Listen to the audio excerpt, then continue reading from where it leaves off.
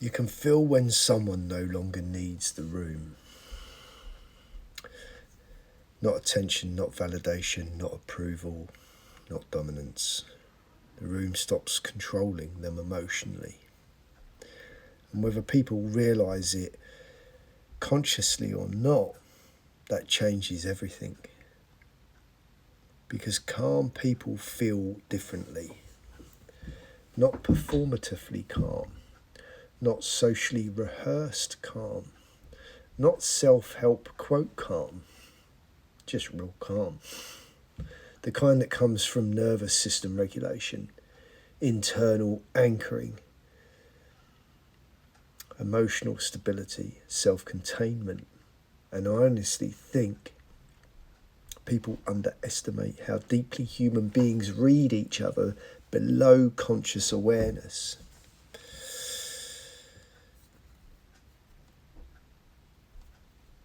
We like to believe communication is mostly words. It isn't.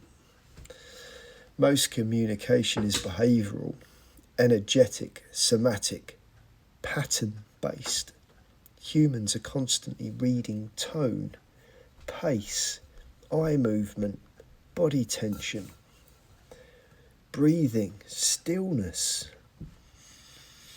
emotional leakage, certainty, insecurity, and presence. We feel people before we fully understand them intellectually. That's why someone can walk into a room silently and completely change the atmosphere. And interestingly, the people who create the strongest presence are rarely the loudest people. Usually it's the opposite, because calm creates psychological gravity. Chaos pulls attention temporarily. Calm holds it.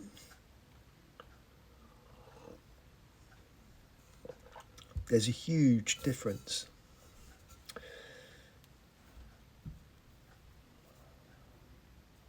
I think one of the reasons regulated people feel powerful is because their nervous system isn't constantly reaching outward for stability.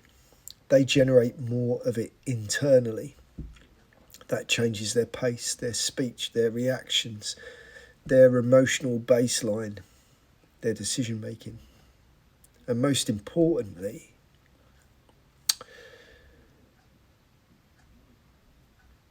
it changes their signal, because internally referenced people often stop leaking energy elsewhere. There's less over-explaining, approval seeking, reactivity, social shape-shifting, emotional chasing. The system becomes quieter, more coherent, and coherence is powerful. Now, this is where people often misunderstand calm. They assume calm means passive, emotionless, unbothered, detached, or weak. Not true. Some of the calmest people you'll ever meet are incredibly intense internally. The difference is they are not unconsciously broadcasting instability into every environment they enter. That's regulation, not suppression. And those two things are very different. Suppression says, I feel emotion, but I'm forcing it down. Regulation says, I feel emotion without becoming consumed by it. Massive difference, right? A dysregulated nervous system often lives in anticipation, scanning, monitoring, preparing, reacting. That's why some people feel exhausted even when nothing dramatic is happening externally. their system never fully leaves survival mode. It's constantly searching for threat, rejection, judgment, instability, conflict, or uncertainty, and eventually, hypervigilance starts feeling normal. Then they meet someone deeply regulated, and that person feels different immediately. Not because they're spiritually superior, because their system isn't flooding the environment with unconscious noise. That quietness can actually feel confronting to dysregulated people, because stillness exposes chaos. I think this is one reason why tolerance is such an underrated psychological marker. Some people cannot tolerate silence. They rush to fill it instantly. Talking, explaining, performing, joking, checking phones, seeking reassurance. Because silence removes distraction, and without distraction they meet themselves. That's difficult for many people. But regulated individuals often become more comfortable with silence because their internal world becomes less threatening to sit inside.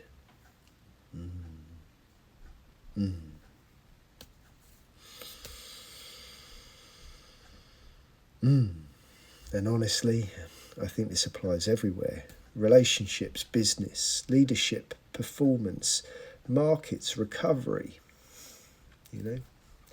Especially markets.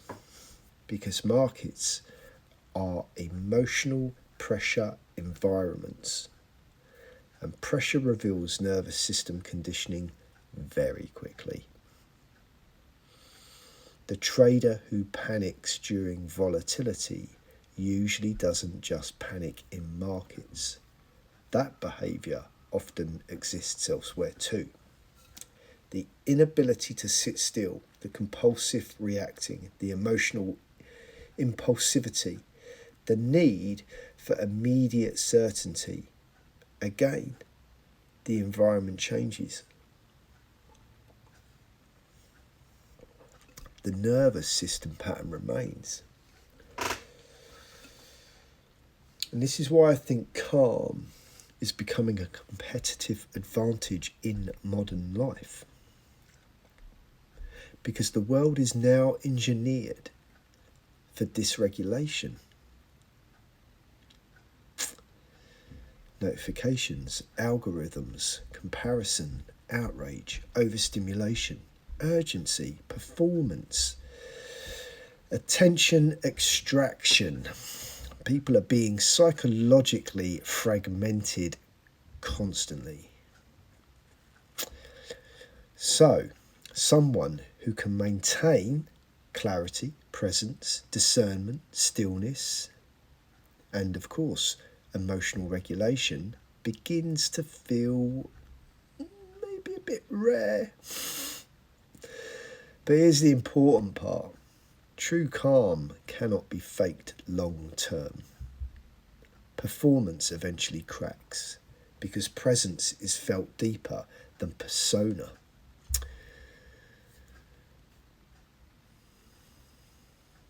And eventually people sense the difference between constructed confidence and embodied stability. One is performance. One is nervous system organisation. And I think many people spend years trying to appear powerful without first becoming internally stable. But real presence usually emerges naturally once someone stops fighting themselves internally. Once they stop performing identity, chasing approval, monitoring reactions, and abandoning themselves socially, that's when people begin to feel self-contained.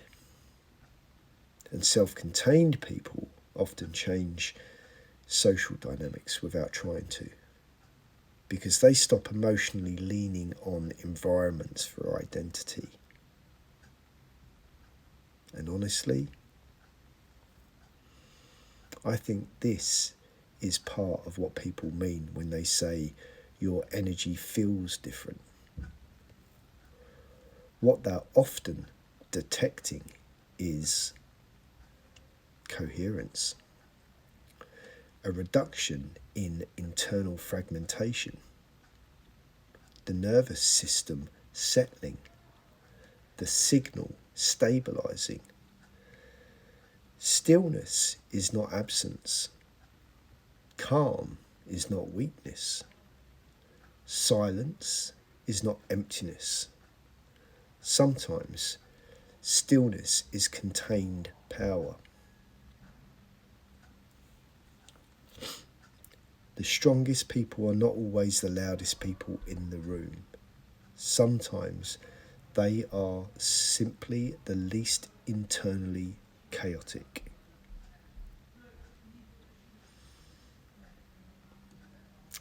This is the equilibrium method. Calm, observation, action.